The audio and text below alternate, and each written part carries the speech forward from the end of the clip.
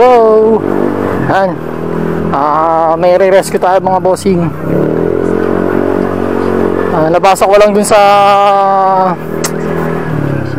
page ng Aerox na version 2. Nalobat daw. Hindi rin mabuksan yung knob niya. Aerox version 2. Nandito lang siya sa may bandang BGC. Siguro 17 minutes. Ito, nag-share na sa akin siya ng location eh.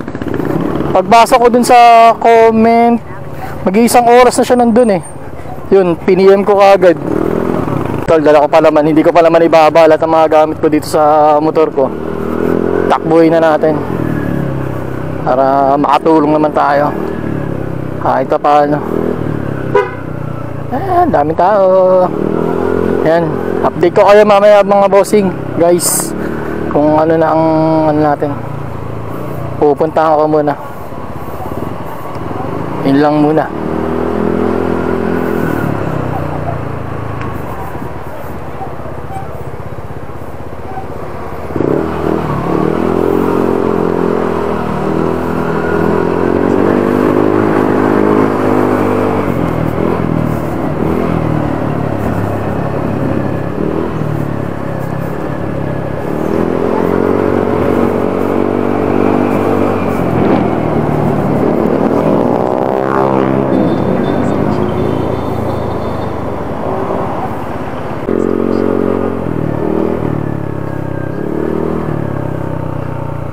Chat muna natin.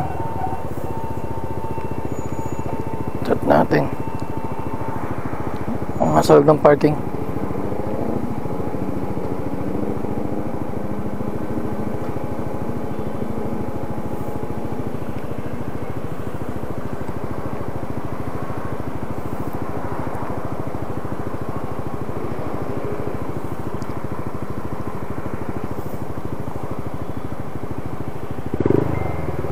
Sa loob daw.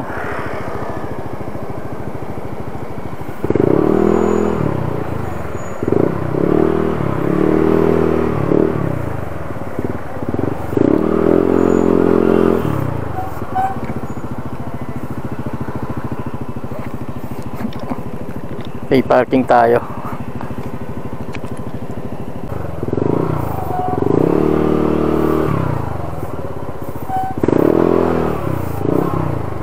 Ayun yung motor niya, Aerox version 2.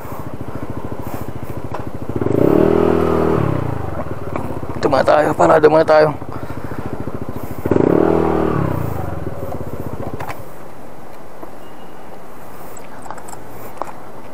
Dumating na yung battery mo?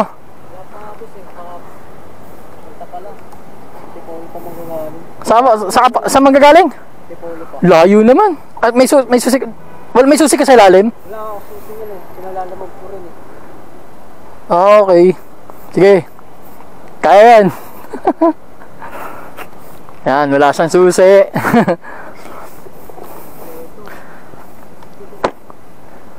Walang susi. Walang, yan, dapat boss, lagi mong dala yung susi niyan. Ganto.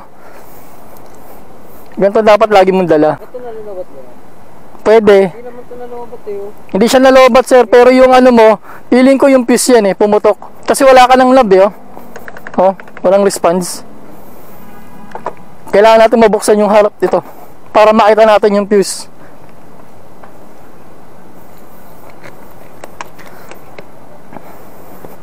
Pa-cancel mo na yung battery mo.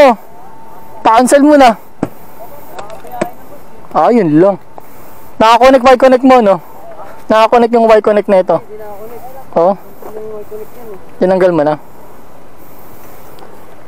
Sige, teka lang. Check natin. Saan ka galing? Saan ka magaling? Diyan lang ako. Symbol lang ako. Tignan muna natin.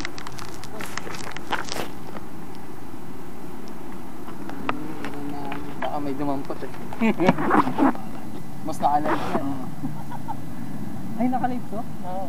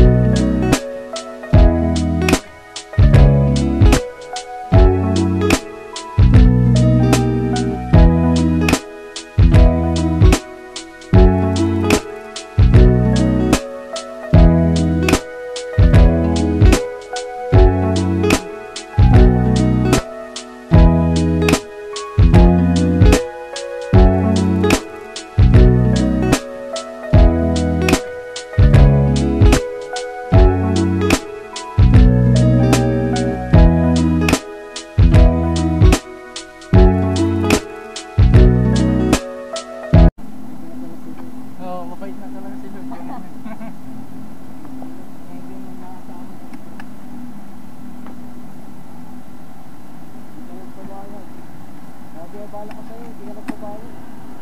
Hindi na kailangan yan, sir. Kumikita ako sa ganyan, sir. Ano ka ba? Masaya na ako nakakatulong sa mga ganyan. Oo. Hindi naman nabala sa akin yan. Tsaka, yan yung ano ko, sir eh. Yan din yung negosyo ko eh. Siyempre sa akin, tulong ko na lang din sa mga rider. Yan na lang, sir. Bayaran mo. 50 pesos.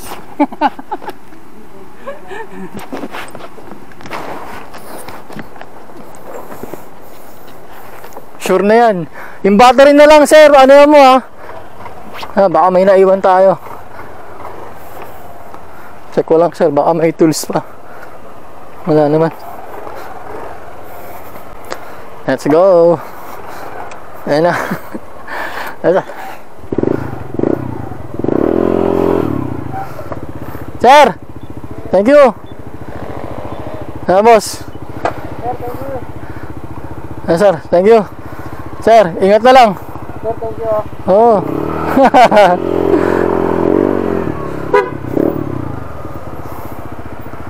At siya, makakauwi ka na.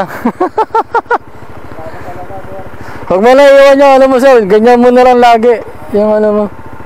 Ngayon mo lang nadala sa tagal, no? Yung key. Oo. Okay. Dito na tayo. Dito ka na yan. Anong street ba to?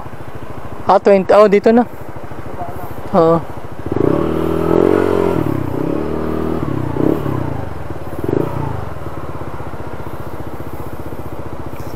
Sakto, alas 9.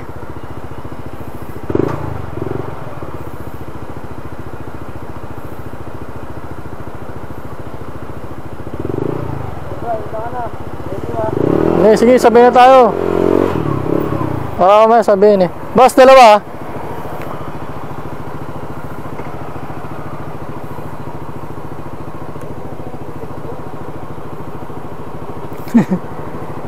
Mamaya sabihin ano eh.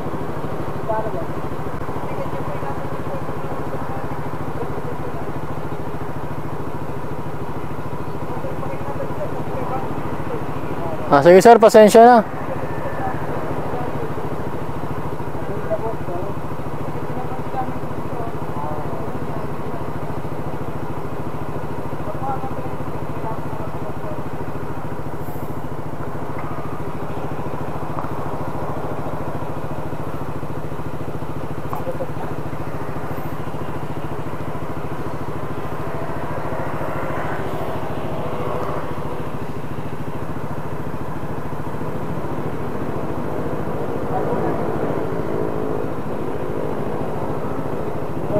Sir, ingat.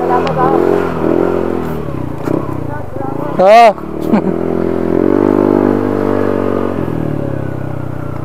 Yan. Natapos din. Nakakauwi na si boss. Ang nangyari, lobot yung battery niya. Tapos wala rin yung key niya dun sa likod para mabuksan yung compartment. Yan. Yan. Buti na buksan namin. Pero bumili na rin siya ng battery niya eh. Para spare. Kinabit na rin namin para sigurado. Pero nag-goods naman yung i-charge ko. Yan. Pero sinalpak pa rin namin yung pinalalamog niyang battery. Akala ko sa fuse. Drain talaga yung battery.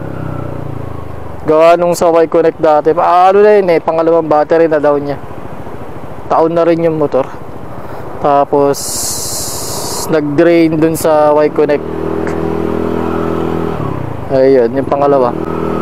Ngayon, yung pangatlong bilhin niya, yun. Sabi ko, wag nang yan yung Y-Connect. Makakauwi na si boss. Nag-antipolo pa naman. Layo. Kanina pa daw siyang alas 4 dun sa parking lot. Ano oras na ba? Alas 9 no. Tagal din namin. Inayos. Kasi kinalas ko pa yung ano niya, yung buong muka. Para lang mabuksan yung ano, compartment sa likod kasi merong ano dun eh, may hinihila dun. Hindi ko mahila agad siya. Gawa nung hirap tanggalin. Kaya yung kinalas ko na lang yung buong muka sa harap para mahila. Tapos Tapos binalik na lang din natin ng maayos. Siyempre, tinesting ko muna lahat. At least working na yun. Yun. Ang ano kasi doon, kung hindi nyo naiwanan yung susi, tapos nagpabili siya ng battery, okay lang. Kaso naiwanan yung susi. Pero yun, dumating din pinalalamove niya rin parehas battery at saka yung susi.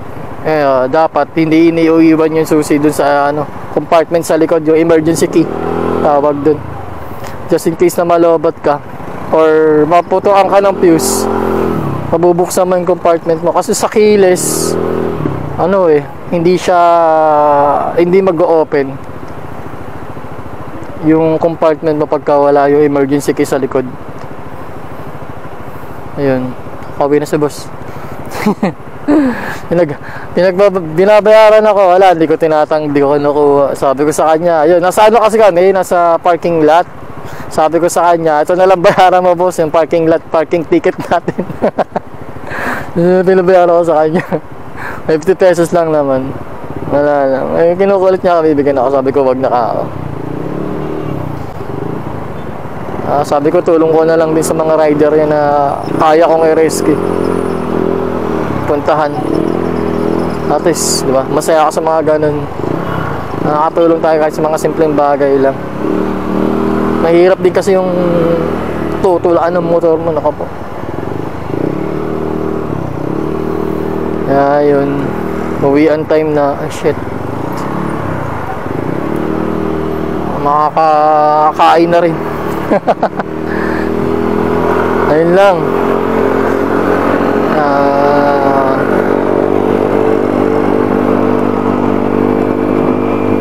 Uwi na tayo. That's all mga bossing. Guys, thank you.